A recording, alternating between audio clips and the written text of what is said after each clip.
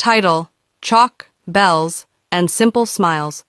Rohit was a 90s school student who carried books tied with a string and dreams in his heart. Every morning he wore a neatly ironed uniform and waited for his friends near the school gate. The school bell was loud, the classroom had wooden benches, and the blackboard smelled of chalk. Teachers were strict but caring.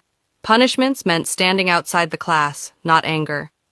Lunch breaks were the best, sharing tiffin, trading chocolates, and laughing over silly jokes.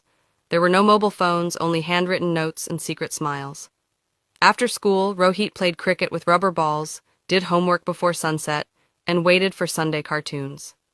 Exams were scary, but results brought happiness or motivation. Life was simple, slow, and full of innocence. Today, Rohit smiles remembering those days when happiness didn't need Wi-Fi, only friends, dreams, and a school bell ringing in the background.